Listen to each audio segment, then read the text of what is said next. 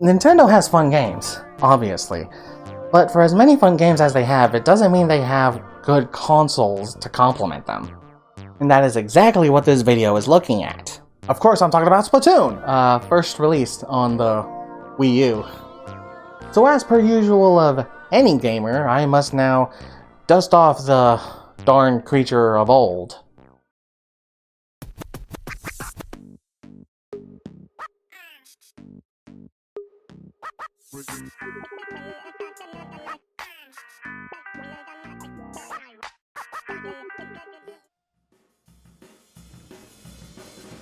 Oh wow, this was the loading screen for Splatoon?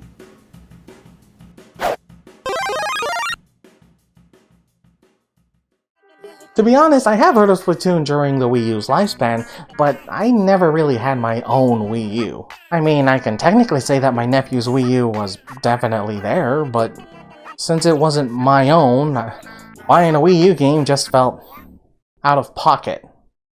I did ask my nephew if he had Splatoon, which I could have sworn he did, but he said no. Maybe I'm thinking of Splatoon too. I mean, he most definitely had that since he got it as a Switch bundle, which means he had the game by default. Anyway, pick your Squid and... Wait, that's it? Just a gender, skin tone, and eye color? Well, whatever. I'm a male and eyes like the sun. And it's motion controls. I'm using tilt controls! Mario Kart 8 players will get that joke. But dumb joke aside, why am I forced to use this? I get it, it is the most superior way to play the game, but I ain't here for muscle memory, I'm here for fun. And learning how to aim with this is not fun. Past the tutorial, and this is what we are welcome to.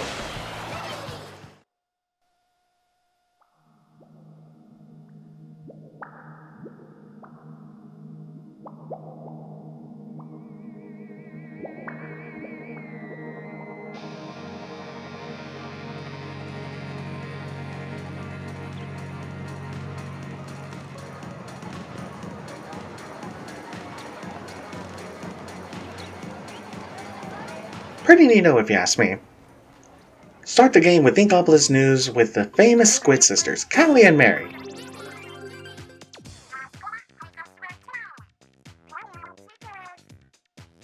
They will give the stages for regular battles, ranked battles, and league battles. After all that, they will bring a news flash that this thing called a Great Zapfish was taken away by some UFO. Sounds like some conspiracy, but anyway, stay fresh. Immediately turn off the motion controls. Oh, right. The menu was only on the Wii U pad. Sheesh, the Wii U era was weird. Find this weird looking old timer and follow after him.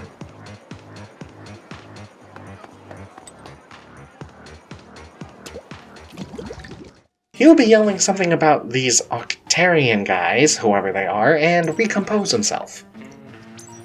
Captain Cuttlefish is his name, and he will recruit us into the legendary Squidbeak Splatoon, a unit who is secretly fighting off these invading Octarians. Turns out the reason he does so in secret is because nobody seems to believe him. I mean, would you? I mean, he looks like the kind of guy that would yell at the end is near just because he saw Dab for the first time. By using points Oh, wait. from battles. Also, we are named Agent 3. Who are the first two agents? Leave a comment down below who you think they might be, or just skip till this time to find out. And if you do know, leave a comment down below as to hint who they might be or just straight up tell us. Honestly, I don't really care. The game was released in 2015. By the time I release this video, it's 2022. Spoiler alert, it's not really a spoiler alert. He will point us to an invisible kettle pot we will need to reveal by covering it with our ink. These kettles lead to the Octarians' many lairs that they have, each having their own interesting puzzle or reoccurring gimmick. Each level contains a Zapfish which are needed to unlock the next area, and there are also pages to reveal secrets about the world and how it came to be. Some pages being about certain characters, notes made by Octarians, or notes from a past species. A bunch of neato little info now and then to get the player speculating about the world they find themselves in. Don't know if I wanted to see that though. These levels also introduce a new type of enemy, obstacle, or upgrade, like the octocopters, the ink rails, and the armor power-up. We can also upgrade our gear by gathering enough power eggs, which we can earn from the levels themselves. Also, once we unlock the bombs, the D-pad is used to switch to the others. After completing all kettles in the area, the boss kettle will then open up. Enter to start a tussle with the big bad. The first guy here is literally trying to smash us with his face. Dodge, ink, and swim up to his weak point and let loose. With the gates opened, we go on to the next area. The levels become more difficult as they go on, but there was a specific type of level I personally dread running into. The Octo Striker missions. The Octo Striker is a mission where we are constantly being shot at by an airstrike. Oh hey, airstrike, Octo Strike. I get it. But once we close in and keep the pressure, it isn't too bad. Anyways, gather pages, shoot the Octarians, get the Zapfish, and defeat the big bad boss. Do this 27 times. As for the bosses, we deal with 5. After beating a boss, we will receive a radio transmission from Cap and Cuttlefish. As the game progresses, the transmission seems to catch an interference. The interference seems to be an Octarian who knows Cap and Cuttlefish. This results in Cuttlefish being squid-napped and us with no one to either guide or support us. However, we are then contacted by Agents 1 and 2. Gee, I wonder who they might be. What about you? Leave a comment down below who you think they might be. I like how Splatoon is just somewhat aware by their own text boxes. It shows that the devs are having fun with these games. Sorry, this just gives the game a sort of charm to it. 27 levels done, time to save Cuttlefish and the Great Zapfish.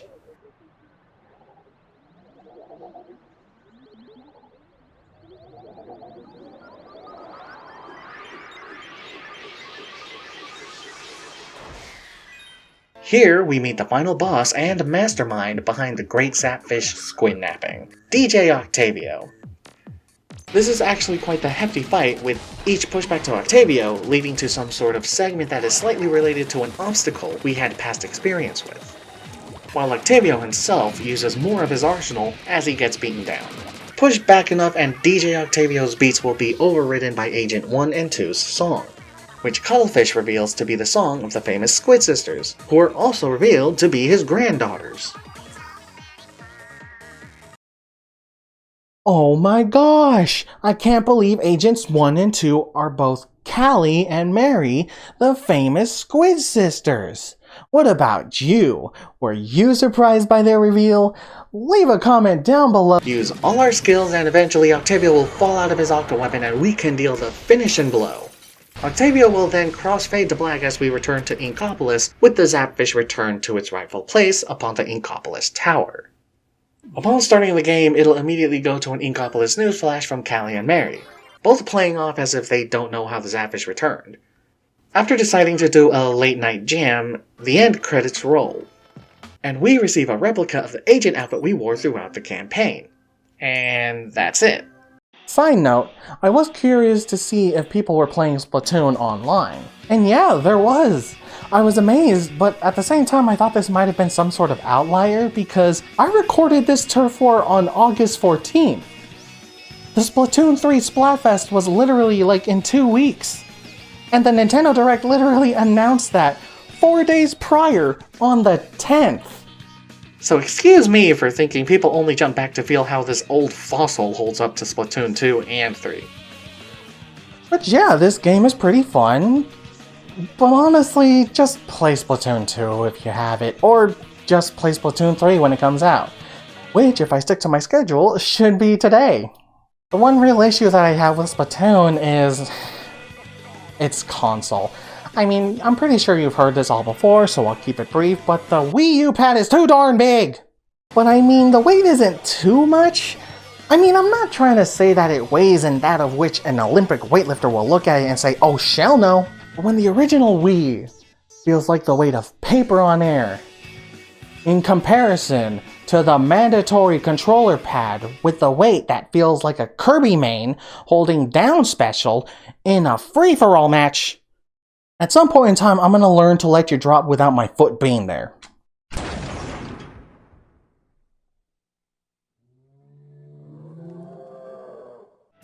And that's it!